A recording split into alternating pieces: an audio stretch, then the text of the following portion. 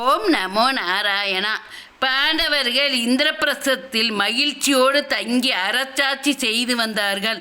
அப்போது ஒரு நாள் நாரதர் அங்கே வந்தார். அவரை கண்டு பாண்டவர்கள் மகிழ்ந்தார்கள். பாண்டவர்கள் மிகவும் பக்தியுடன் வணங்கி புண்ணிய தீர்த்தங்களால் நாரதனின் பாதங்களை கழுவினார்கள். ரத்தின சிங்காசனத்தில் அவளை எழுந்தருள செய்தார்கள். விருந்து உபசாரம் செய்தார்கள். அதனால் பாண்டவர்கள் தாங்கள் பூர்வ ஜென்மமாகிய பழைய இந்திரரை போல பெருமை அடைந்தார்கள். குந்தியும் திரௌபதியும் நாரதரை போற்றி வணங்கி சிறப்புற்றார்கள்.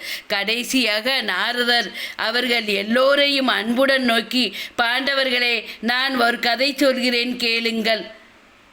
ரணியகசிபு என்றொரு அரசன் இருந்தான். அவன் குலத்தில் நிகும்பன் பிறந்தான்.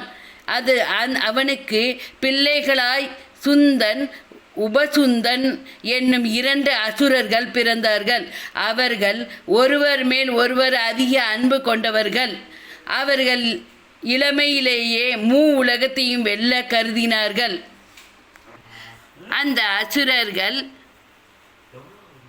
அசுரர்களோ அதை பொருட்படுத்தாமல் கடுதவம் செய்து முடித்தார்கள். இறுதியில் மும்மூர்த்திகளும் அவர்கள் முன் தோன்றி பல வரங்களை கொடுத்து வரும்போது அசுரர்கள் மும்மூர்த்திகளிடமும் நாங்கள் யாராலும் கொல்லப்படாதவர்களாக வேண்டும் என வரம் கேட்டார்கள்.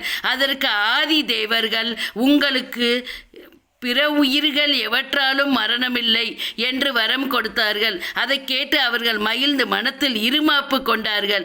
பின்பு உலகளையும் வெல்ல எண்ணி இந்திராதி தேவர்களுக்கும் முனிவர்களுக்கும் மனிதர்களுக்கும் மற்றும் உள்ளவர்களுக்கும் பிராணிகளுக்கும் துன்பம் செய்தார்கள். விந்திய மலை சாரலில் உல்லாசமாக தங்கியிருந்த அசுரர்கள் அவளை கண்டது மயங்கினார்கள். அவள் மேல் காமங்கொண்டு சுந்தன் அவளுடைய வலக்கையை பற்றினான். உபசுந்தன் இடக்கையை பிடித்து கொண்டான். இருவரும் அவள் மேல் கொண்ட ஆசையினால் மனமாறினார்கள். அவர்கள் ஒற்றுமை குலைந்தது. அண்ணன் தம்பியை பார்த்து, தமையனான என்னால் காதலிக்கப்பட்ட இவள் உனக்கு தாய் ஆவாள், ஆதலால் இவளை நீ விரும்புவது சரியில்லை என்றான். அதற்கு தம்பி அண்ணனை நோக்கி, தம்பியான என்னால் காதலிக்கப்பட்ட இவள் உனக்கு மருமகள் ஆவாள், இவளை நீ விரும்புவது முறையில்லை என்று அவர்களுக்குள் பேச்சு முற்றி சினமெழுந்து ஒருவருக்குள் கதாயத்தால் தாக்கி கொண்டு போர் செய்து கடைசியில் ஒன்றாக இருவரும் மாண்டார்கள். இந்த கதையை எல்லோரும் அறிவார்கள் இல்லையா என்று கூறி முடித்தார்.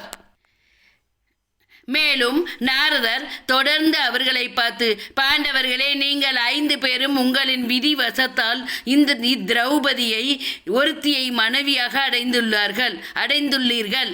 இவர்களோடு வருஷத்துக்கு ஒருவராக தொடர்ந்து கூடி வாழுங்கள். ஒருவர் இவளுடன் வாழும்போது மற்றவர் இவளை பார்ப்பது சரியல்ல. அப்படி முறை தருவர் இவளை பார்த்தவர் ஒரு வருஷத்துக்கு மாறு வேஷம் கொண்டு தீர்த்த யாத்திரை சென்று வருவதே இவளை பார்த்த தோஷத்துக்கு பரிகாரமாகும் என்று சொல்லிவிட்டு ஆகாய மார்க்கமாக சென்றார். நாரதர் சொல்லி சென்றபடியே பாண்டவர்கள் ஒவ்வொருவராக ஒரு வருஷத்துக்கு திரௌபதியை மனைவியாக அடைந்து இன்பத்துடன் இந்திரபிரசத்தில் தாயோடு ராஜ்யத்தை பரிபாலனம் செய்து ஒற்றுமையாக வாழ்ந்து வந்தார்கள். மகாபாரதம். ஓம் நமோ நாராயணா.